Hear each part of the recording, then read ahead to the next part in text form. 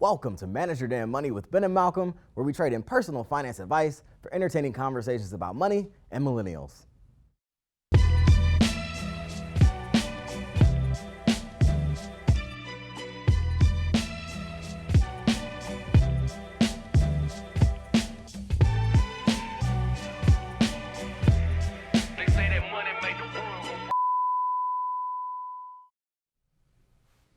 Welcome world to yet another episode of Manage Your Damn Money with Ben and Malcolm, where we talk about money, millennials, and Generation Z. Malcolm, what is going on with you? How you feeling today? Feeling good, man. Excellent. I think I got my rhythm back doing these shows. Indeed. You gotta do it once or twice for it to feel right. Yeah.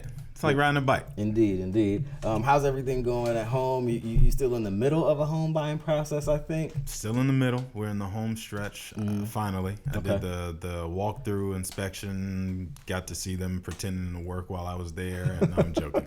Like, all that kind of stuff. It's interesting seeing the home as it's built. Right. Because you pay attention to every single little thing that probably doesn't even mean anything. Right. But because you can see it, now you're paying attention to it. I got a comment on it. Yeah. You know what's funny? We had a new build as well, and I never actually saw it until it was done.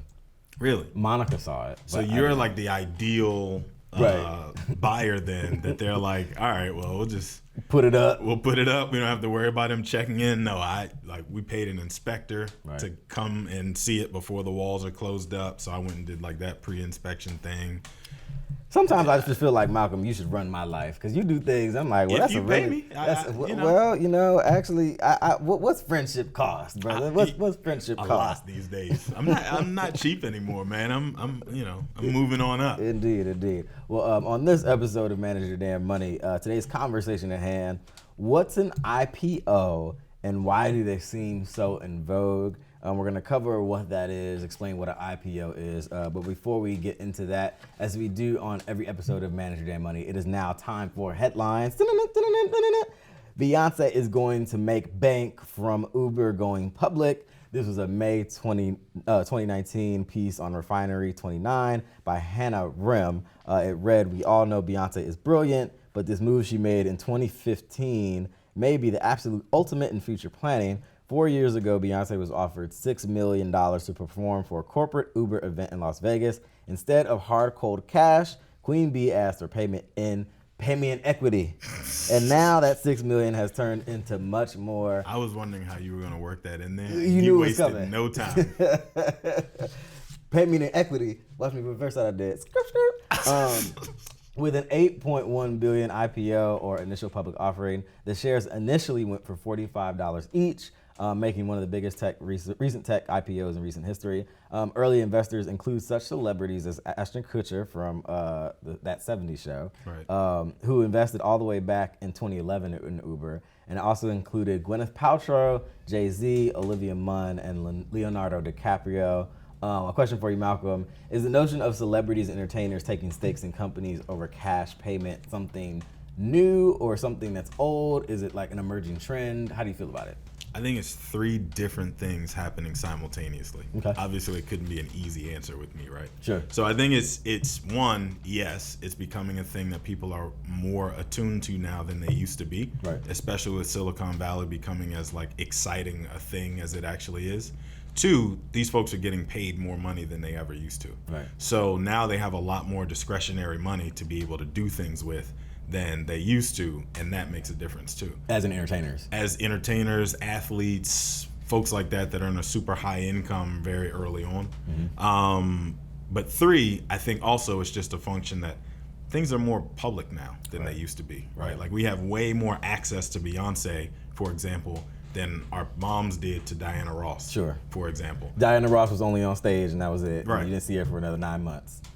And that was it. And everybody was happy with that. Right. Now Beyonce, like whether she wants us to know or not, we know roughly how much money she made off this Uber transaction. Right. So like there's I think all three of those forces working at the exact same time to create this perfect storm that kind of just puts it in your face in a way you didn't have to worry about before. Indeed. And then we also have a list from a story that read 11 celebrities who have made brilliant investment decisions, and this was a January 2018 piece on money.com by Paul Scrott. Malcolm? So it's interesting because like we ran through a good number of them, and some of them were interesting and some of them were not. Right. But like the most important, not most important, but the most interesting thing to me was Sean P. Diddy, Puff Daddy, Brother Love Combs was actually like the top of the list on here. 1 and 2 got me, but take that. The fact that he traded his celebrity to own a piece of Ciroc back in its heyday, like back in its early days, to basically say you guys have nothing but some grapes right now, but if you pay me enough, I will actually go out and make this thing a big enough, deal that folks will want to. And I don't know exactly what his stake in it is now, but it's actually his number one holding in his portfolio by far. Okay. George Clooney also endorsed a tequila with his celebrity, and was able to, and it was acquired for $1 billion. We don't know how much George Clooney actually got out of that transaction, but significant. Jessica Alba, back in 2012, started the Honest Company. She now actually, we don't know exactly how much it's valued at, but they've got over $100 million in sales. So using her celebrity, I think in that case to kind of start her own thing, not even necessarily leveraging it to buy into something. Ashton Kutcher and his venture capital firm, you mentioned that there were a lot of early investors in Uber who were celebrities. Ashton Kutcher, I think, was one of the very early ones. They also invested in Airbnb. So who knows how much he's made at this point off those kind of things. Nas also has Queensbridge Venture Partners, which was an early investor in Lyft and Dropbox. So remember, as I mentioned, Silicon Valley is becoming a thing. What does Nas have any business doing in Silicon Valley investing in Lyft and Dropbox, right? Yeah. But also 50 Cent. So 50 Cent paid in $0 to get a stake in Vitamin Water. And then in 2007, Coca-Cola bought Vitamin Water for $100 million. And his stake was $100 million when Coca-Cola came in and bought Vitamin Water. So for somebody like that, where all he did was lend his name to it, because at the time In the Club was like the biggest thing ever. Get Rich or Die Trying had just come out, and you couldn't like turn on your radio without hearing him. He leveraged that into $100 million without putting any money into it.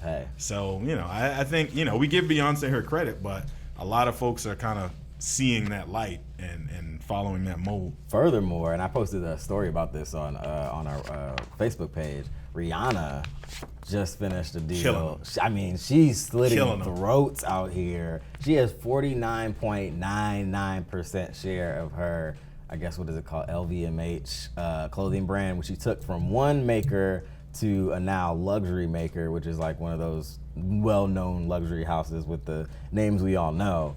49.99% of the profits of those go to her. So we keep hearing about Kylie Jenner, and we can't like not hear about how she's quote unquote a self-made woman billionaire. I'll let you debate that on social media. I won't even interject my own feelings on it. We're not gonna talk about that. However, Rihanna's moving in silence right now, and people keep criticizing that we haven't gotten a Rihanna album in a while. Why would you? I don't think she doesn't need to make any more music. She's capable of making. So she's got like the Fenty Cosmetics that came out. She's also got the clothing line that you mentioned, and I think she had a shoe deal with Puma maybe or Adidas. Like she's killing it in silence. So why bother making an album? You have to do that. Yeah, then you got to go on tour. That's too much work. Yeah, forget that. Just make these clothes. But another question for you. Celebrities can demand shares of a company, but how do regular folks take equity in companies they might work for? Like, what does that even look like? So that's a really interesting question. And as we were like kind of kicking this around, trying to decide how to, discuss it on the show, one thing that I was thinking about was like we gave ourselves the mandate a while ago to make sure that the conversations we have on the show are always relatable to our audience. It is very much possible that you as an individual civilian, right, a non-Silicon Valley elite, if you will, have access to folks here in DC, for example. There's incubators all over DC that are starting or are for folks who are either starting or recently started some sort of venture. Being able to advise those folks on something that you happen to have a master's degree in that they don't know, right? So then you become an advisor of said firm. you get paid in equity instead of cash compensation. Right. And then lo and behold, all of a sudden that company 10 years down the road sells for, I won't even use any astronomical number, right? Let's say they sold for $5 million. Right. Well, now you've got a cash payment coming to you for your efforts that you didn't necessarily have to put in any money. Right. You didn't necessarily have to go to work in that company every single day. You just lent your expertise because you are, at this point, believe it or not, a bit of a seasoned veteran, having been in, working America for almost 10 years now. Right. People will pay you for that expertise. It's just a matter of knowing how to leverage that in a way that, people are willing to pay for it. Is there a way for people when they go every day to work, to their job, where they get paid every 2 weeks, to, even in the front end, we'll talk about like when you get hired, to take some kind of position with the company that puts you in a position of, as a quote unquote stakeholder in some way, shape, or form? Is there anything like that you can think of? I think that would work if you go to work for a smaller company, Okay. right? Like where the owner of the firm comes to work every day, Right. not the owner of the firm is on the board in some Right. sort of like ceremonial capacity, Right.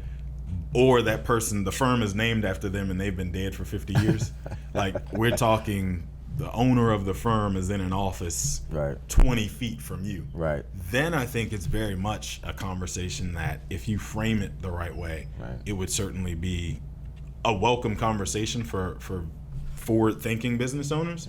Because the business owners who I have as clients, one of the things that we talk about all the time is them saying, I have to figure out how to get out of here. Right. Like, I don't want to be buried in a tomb that is this business and die with the ship, right? Right. Like at some point I've got to turn it over to somebody. Right. And so I think by showing the initiative of coming in saying, I would like to own a piece of this at some point. And contribute in a way that's different than just Let's getting paid. talk about how I can contribute to earn that. Right. That conversation hits a lot differently than you showing up one day and being like, I'm not coming to work for you unless you give me 5% of the firm. Right. Well, you're not Beyonce, Right. right? So like, let's take a step back. Indeed. Well, that's some interesting thoughts on that. I want to remind people you can always catch past episodes of Manage Your Damn Money on Apple Podcasts, SoundCloud, Stitcher, Google Play, Spotify, and wherever you may listen to your podcast. Simply search Manage Your Damn Money, and if we're not there, send us an email about it at info@manageyourdamnmoney.com. You can also catch us on social media. You can follow me at MYDM with a 1 on the end, and that's on Twitter and on Instagram. Malcolm, how about you? At Malcolm on Money. And you can always catch us on Facebook, facebook.com/Manage Your Damn Money. This is MYDM with Ben and Malcolm. We will be right back.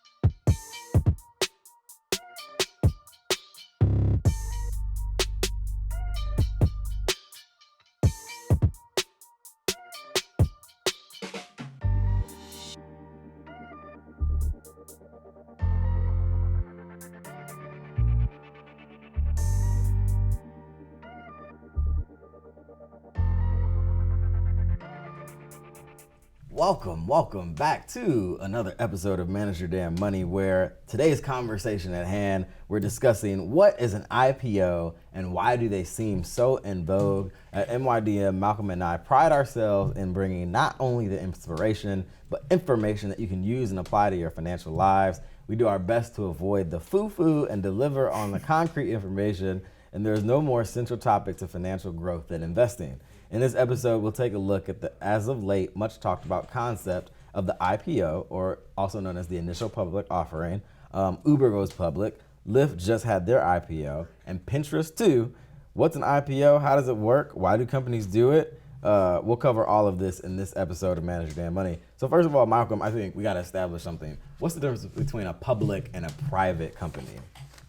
So one key difference is that a privately held company is owned by a bunch of people you'll never know about. Right. A publicly held company sells shares of their company, their stock, on public exchanges. Mm-hmm. So they have to make a heck of a lot more information public to the public than privately held companies do. Okay. So think about, for example, healthcare companies doing biotech research, right, cancer research, things like that. They usually stay private for like ever, right, because they don't have to release things like their patents, right, on the different things that they've come up with. A public company does have to release that information to the world. And then there's a difference in the way that the profits flow. The profits for a private company flow to just the owners of the company. Essentially. Whereas public, it flows to the shareholders. Yeah. So an initial public offering, as defined by Investopedia, the process of offering shares in a private corporation to the public for the first time is called an initial public offering, or IPO. So you also might hear the phrase going public. Growing companies that need capital will frequently use IPOs to raise money, while more established firms may use an IPO to allow the owners to exit some or all of their ownership by selling shares to the public.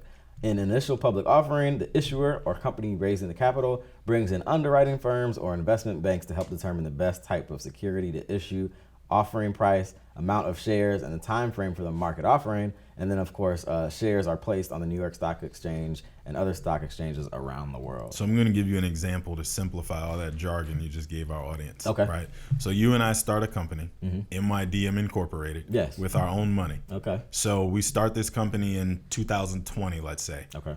Our own money is in the business. Yeah. Every single time we decide to make an improvement to the business, hire some people, start another idea within the business, all that kind of stuff. We pay for it. We pay for it with our operating money inside the business. Mm-hmm. So basically everything you and I own is inside of this business. Right. We go on 10 years down the road, the company is now worth hundreds of millions of dollars. I like this company we started. So on paper, you and I are worth a heck of a lot of money. Right. Our wives are happy. Your kids like you a little more. You take better vacations than all your friends, like those E-Trade commercials that get on my nerves. All that good stuff is happening. On paper, you've got all this money. Right. In reality, you got like $16 in the bank.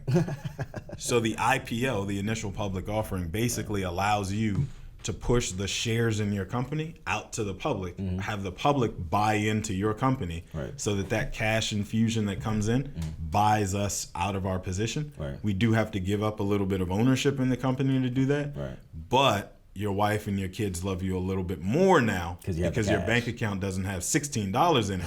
You've got hundreds of millions of dollars. Everybody's happy. Billions is the value. That essentially is how it works. So the process of it, you get together with a team of accountants and lawyers and bean counters and everybody else, and you figure out what the firm is actually worth. Because you and I can tell everybody we're worth hundreds of millions of dollars. But until it's actually certified by a public accountant and a tax attorney and everybody else, that'll make it true. It doesn't actually mean anything. Right. So you do that, you do the technical, whatever. Then you also hire a street team. You remember you were in college, and the people that came through with the party flyers, passing them out all the way. I don't know what kind of school you went to. Know what kind of school I went to. We had fun. The same kind of school you went to. You had the people that walked around with the party flyers trying to get you to come to the party, crank up the noise, make sure everybody was excited about this party that was going to happen on that day. Right. You essentially hire a team to do the exact same thing when you're about to go public. Right. So you hire a whole bunch of people who know how to get the word out, make you guys seem like a lot of fun, make people want to invest in your company. And then on IPO day, public offering day, those shares then go from you and I privately owning the shares of MYDM Incorporated onto an exchange so that the public can now buy into our company. Okay, excellent. And just to give you a couple more examples, guys, that we pulled a story, 10 major upcoming IPOs to watch in 2019. This is a May 2019 piece on usnews.com by John Devine. The first company he pulls is Slack. A lot of people talk about using this in the workplace. The popular messaging service has been openly planning its IPO since 2018. Slack plans to go public via a direct listing, meaning company insiders, investors, and employees are the ones offering the shares to the public. So it's like a direct sale of their shares to the public, it sounds like. The Slack IPO is planned for June 20th of 2019, which is actually not far from what today is. Revenue grew 65% to roughly $134 million in their first quarter, while losses grew 50% to about $39 million. Money-losing tech companies, it seems, just love going public, is what the story They have to get that money out. Indeed. Because there's no way else out for it to come. Well, they've already sucked it out of everybody else. Right. So Beyonce already put her money in. Right. Ashton Kutcher already put his money in, so on and so on. Right. So there's nobody else to go talk to who has the money to buy the shares of the hundreds of millions of dollars that we've said this company is worth. Right. So at some point, you've got to get it from the public. Right. Airbnb is another one which has already reported boasts quarterly revenues above $1 billion and may still be growing 30% annually. It's currently worth more than both Hilton Hotels and Expedia, which is kind of incredible and shows you kind of where that industry is going. Robinhood, the no-fee trading platform, which surpassed E-Trade in user count in 2018. I didn't know that. Only 5 years after forming, now has more than 5 million accounts. That's kind of crazy. WeWork, after officially filing to go public in late April, shared office space startup WeWork is now the most exciting upcoming IPO to watch for 2019. The trendy real estate company, which leases space in its sleek open locations to small, medium, and large businesses, more than doubled its revenue to $1.8 billion in 2018. Unfortunately, losses more than doubled too, reaching $1.9 billion. So they literally had revenue was $1.8 billion.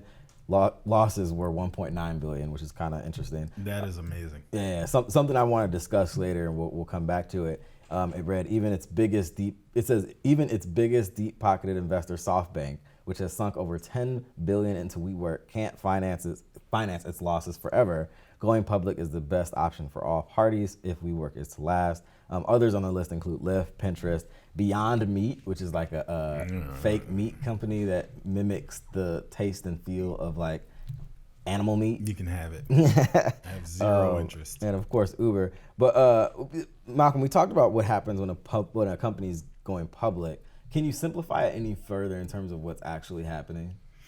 Well, essentially, like I said, the owners of that company want to get their money out, but I oversimplified it by saying it's just you and I that own the firm all those 10 years, right, all the way through, and we are the only two who have that hundreds of millions of dollars. Certainly. If we started a company with $0 and within 10 years it's worth hundreds of millions of dollars, there's a very good chance that someone came along and dumped a pile of money into our bank account to turbocharge the growth that got us to the hundreds of millions of dollars. Right. It's usually those people. They're affectionately referred to as venture capitalists. Indeed. They're unaffectually referred to as vulture capitalists, but depends on which side of the fence you're on. Right. But those people are usually the ones who are yelling as loud as they can in the background saying, you need to hurry up and get public so that I can get my investment out. Right. Because I've already given you, everything I intended to give you to turbocharge this thing. Now I want my money back with interest. Absolutely. That essentially is the missing piece in the middle, and the reason that all of these companies that you just named that are grown out of Silicon Valley don't actually own any assets and are losing money most of the time. That's the reason that they're so eager to go public, is because they have these shareholders who are owners of the company. Right. That privately held money means nothing to them because it's only on paper. Right. They need to get to the exchanges to get that cash. Now I have a question. We talk about the losing money part. Why is it that the money you earn as a business is not sufficient to repay the investors? Think about Amazon for a second. So Amazon initially came out selling books. Right. Then Amazon decided we're going to also sell CDs and DVDs. I don't even remember that. I remember the books, but I don't remember all that old primitive stuff that as I'm listing it, you're like, what? Right. Amazon cassette did that? discs, right. DVD, Blu-ray. What is that? Right. All those things. The way that they were able to add all those different verticals was to take the money from selling books and create a channel that sold CDs and audiobooks and all the other crap. So instead of putting the money in the bank or distributing that money out to their internal shareholders or Jeff Bezos taking it home and buying real estate with it, they put it into new ideas and a new idea and a new idea. And a lot of times those things don't even pan out. Right. So they burnt the cash, essentially, is the way that you say it. Okay. So the losses add up because all those random ideas you came up with, you basically just burnt the money. Right. You didn't do anything profitable with it. Right. Okay. An initial public offering is the price at which a stock of a newly listed public company is priced. Does this mean I can take my basic stock trading account and purchase stock when it hits the New York Stock Exchange? Yes. Okay. So you can actually now go buy shares of Uber, like you mentioned, that went public, Lyft, another one that recently went public. All those companies that, you and I use their products every day and probably feel fondly, at least halfway, about those companies, you can now actually go, and own a piece of that company to feel like, even though I'm paying $10 for the Shake Shack cheeseburger, at least I'm getting, a dividend every time they kick off. And I'm just using Shake Shack as an example. Right. But that's where I spend my money. So that's who stock I need to own. Clearly. And then this is an interesting question because we talked about the notion of losses versus revenue, and revenue, at least with some of these tech companies, outpacing or being outpaced by losses. This feels like an inherently risky conversation, at least for certain IPOs. Should I be regarding IPOs as inherently risky at all? Well, Ben, all investments carry some amount of risk. Well, that's a very studious response, sir. Thank you for that. That is the way it was taught to me in training all those years ago, to make sure that you disclaim right. all investments carry some level of risk. Indeed. And past performance does not predict future results. Now, with that said, even I know that. Uber is a company that their own CEO had to get ousted because he didn't know how to act. Right. Culturally, they're just all over the place. It's the Wild West. Right. And Dara, I can't pronounce his last name, and I don't want to butcher it. The new CEO. The new CEO came in, I think, a year ago, 2 years ago, on something the like that, apology commercial tour to clean it up. And he still hasn't had enough time to right that ship the way they need to. So with that said, you're really taking a gamble on either Dar coming in and cleaning up the firm, and you believe that he did such a great job as the CEO of Expedia that I know he'll kill it here. Right. Or you're saying, well, I take Uber every day and they're everywhere, so they have to be doing something, so I'll invest in it too. Or it's good enough for Beyonce, so it's good enough for me. Whatever got you there, that thing is what you're placing your bet on. Right. It is far more risky than if you were to go buy stock in some proven transportation company. Like I can't even think of an example to compare it against, but say like Ford or General Motors or Toyota, somebody like that. Not really the same business, but you get what I'm saying. Something that's already been proven and been on the exchanges for years. Right. The reason people are so giddy to buy at the IPO is either because they just want the cachet of being able to say I was there from the beginning, right, or they really believe that this is as cheap as it's going to get, because that street team that I was talking about that came through passing out flyers hyped it up so much that you said, if I'm not at this party, I'm nobody. Right. So I have to get to this party. Right. And I got to get there free. I got to get there before 10 because it's free. If you went to college like me. We all know that struggle. Indeed. Well, that's a good explanation, Malcolm. I want to remind folks, you can always catch past episodes of Manage Your Damn Money on Apple Podcasts, SoundCloud, Stitcher, Google Play, Spotify, and now several other platforms. Just search Manage Your Damn Money on any of the platforms that you use to listen to podcasts. If you have a question or a suggestion you want to send it to us at info@manageyourdamnmoney.com. You can always catch us on social media, both on Instagram and Twitter. My handle is @MYDM1. Malcolm, how about you? @MalcolmOnMoney. And you can always catch us on Facebook, facebook.com/manageyourdamnmoney. This is MYDM with Ben and Malcolm. We will be right back.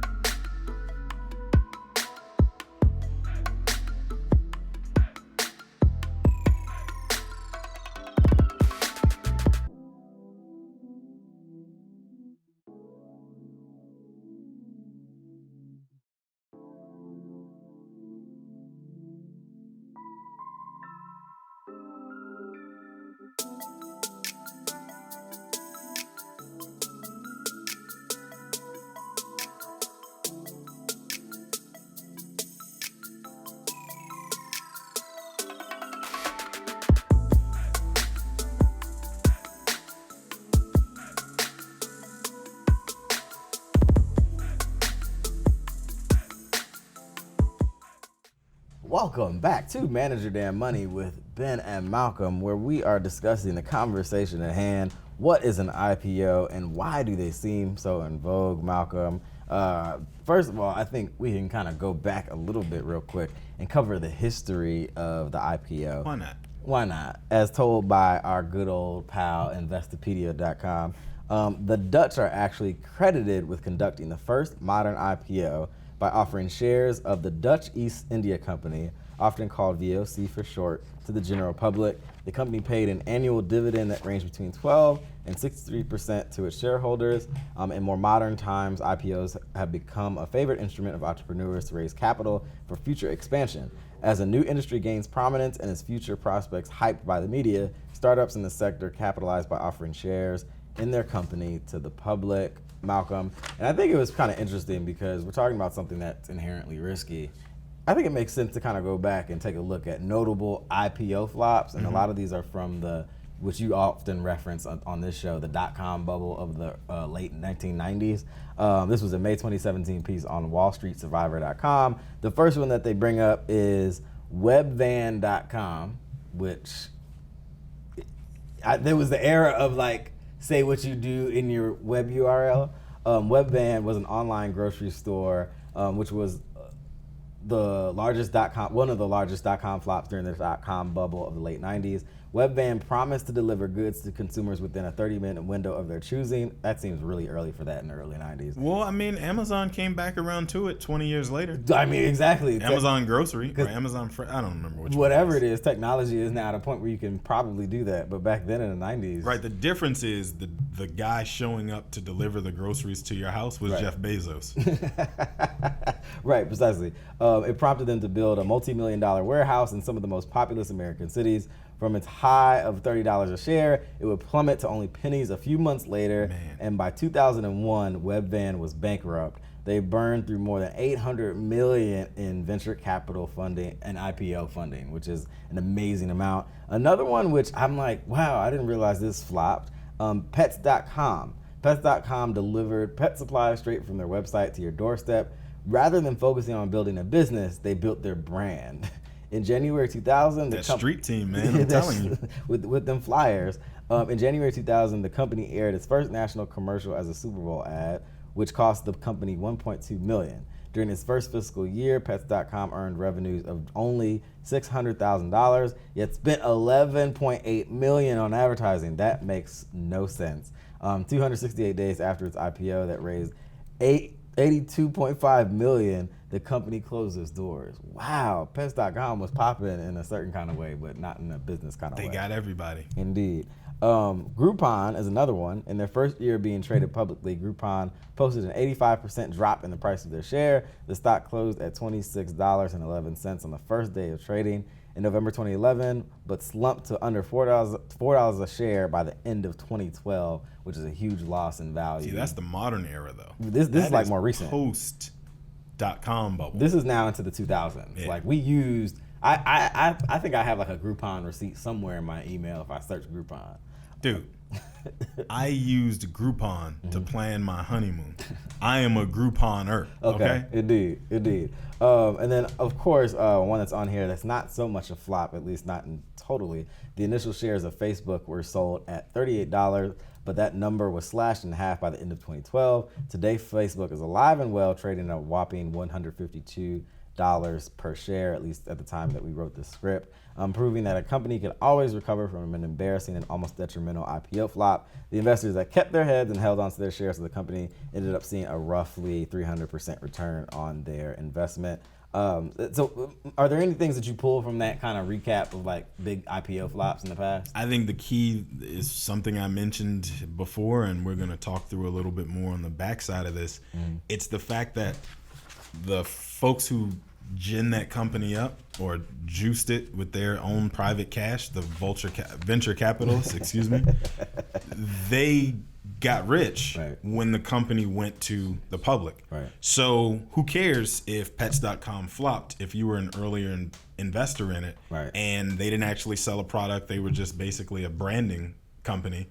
And they got you a return on your investment within 3 years. They went public, and at the public's expense, you got your money back. Right. So what do you care? And You're out. probably now investing in Uber and Lyft Right. and WeWork and all those other companies with the money you made on pets.com. So when we talk about the crashes, it's important to always think about and at least spend 2 seconds talking about the folks who figured out how to get rich in the midst of that storm. Right. That's usually a very interesting story. And more to that point, a big question that I have in bold, are public investors being asked to subsidize the growth of cash burning companies?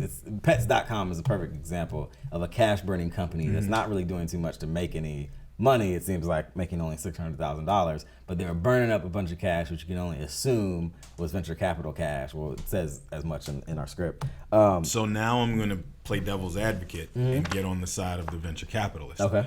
I didn't put a gun to anybody's head and say, you have to buy this stock, right?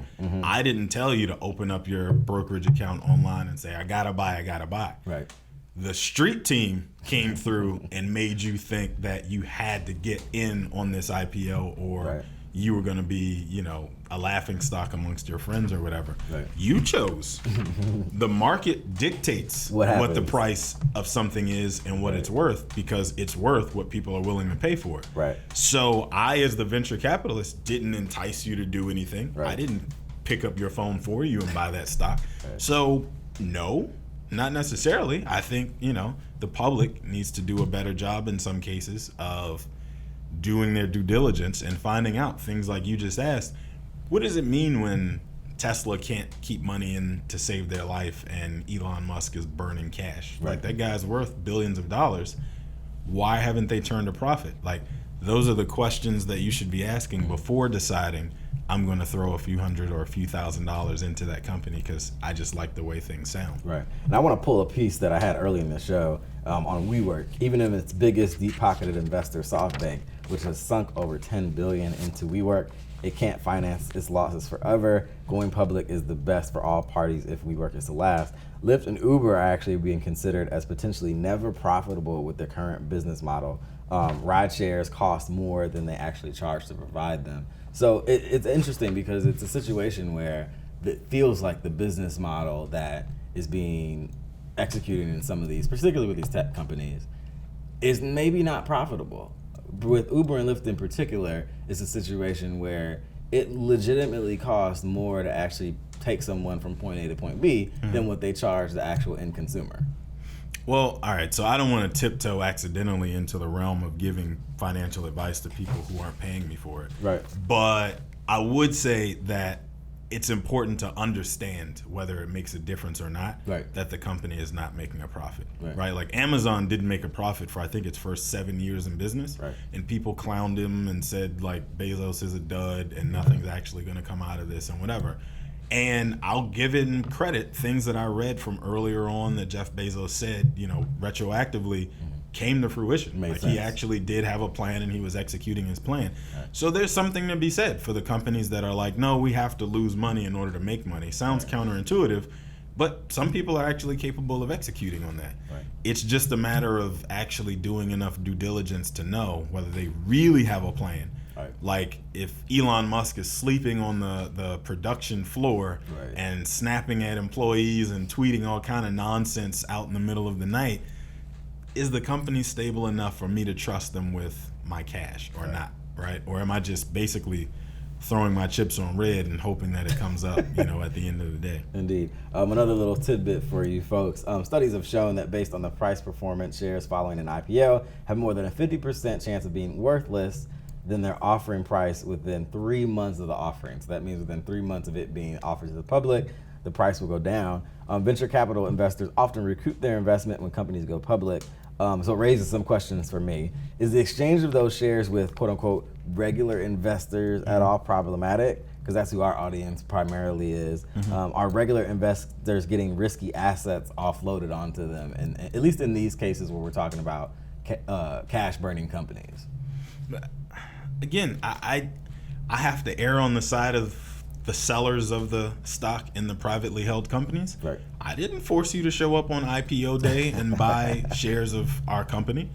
I asked anybody who's interested, I'm going to meet you at this day I suggested at the New York Stock Exchange. When I ring the bell, come get you some. I asked whoever is interested, please, somebody. But I didn't come to you specifically, Ben Carter, and say, if you don't buy this, I'm going to send a hit squad for you. Right. So you chose buyer beware. I just think, and I hate to sound like I'm putting the responsibility on the consumers in this case, but I really am in a way, because you have to, my golden rule of investing: don't invest in anything you don't truly understand. Right. This goes along those same lines. If you don't truly understand, Uber is the example, so I'll continue down that road. If you don't truly understand how Uber makes their money and how they intend to return you profits in the future, then don't invest in Uber or Lyft or WeWork or anybody else that was on the list we just went through. Right. And over the last 2+ years, public investors have gotten consumer brands with big names but few gains. Snap, which I believe is Snapchat, has lost about 1/3 of its value since its IPO in 2017, while Dropbox and Spotify are just up slightly from their debuts last year. That says nothing of where the actual stock price can go after, because certainly after time it can rise or fall, continue to fall. So interestingly about Spotify, though, they're a unique case where they didn't hire the street team to hype them up. They saved that money. So instead of paying to hire those folks, instead of paying also to hire the large Wall Street banks to push your shares out there to the exchanges, they said, nah, we're good. We'll push them out there ourselves. They went the SoundCloud route. So they went the Chance the Rapper route, where we're going to distribute it like Master P out of our trunk, and if you want it, come find me down in the 504. That's basically what Spotify did. They cut out all of the middleman, took their private company to the exchanges and said, here you go. And so the fact that they're having the success that they're having, I think should say something to folks who are considering going public about the fact that you maybe no longer need that institutional piece in the middle that has gotten paid gazillions of dollars for so long the way that they have, because it's been proven that with technology the way it is, the way information travels to the end consumer so much easier and cleaner than it used to, you don't necessarily need all that fluff and the whole marching band behind you to make enough noise to make people decide to buy into the company. But you also have to be willing to try something different. I know I'm speaking to a financial advisor who has to make sure that he errs on the side of not giving financial advice he's not being paid for. But is there any way to know the reals from the fakes when it comes to IPOs? Is there any golden rule, or is it simply that you're supposed to know what you're investing in, period? Well, I mean, like Facebook, for example, when it came out, I remember specifically all the people that were like, I gotta get it. It's new and it's different and my kids all love it, and so that must mean it's worth something. And people laughed at Facebook when it went from, I think it came out at $39 and it bounced down to like $25. People laughed at Facebook and were like, oh, you guys are never gonna get it together. You don't own any assets and you don't. Facebook is essentially a utility at this point, right? They're a media conglomerate, whether they want to believe it or not, for regulatory purposes. They are a media conglomerate. So when you look at somebody like that, you can easily say, you and I could easily say, well, no, Facebook is a real thing. We continue to use it even though it came out years ago. It had a wave where our parents and grandparents got on it and loved it to death, and so we ran away from it. Now all of a sudden, like, if you go to pick up social media, and not necessarily you specifically, because you and I are those millennials that hate millennial things, but if you go to pick up social media, you're probably going to find yourself back on Facebook, which tells me that it's probably going to be here for a while. So if you think through it that way, that I just gave it to you, and determine whether that means you should buy into the company, that I think is kind of the guidepost about whether you should invest a few dollars. Also, nobody says you have to buy all of your shares today.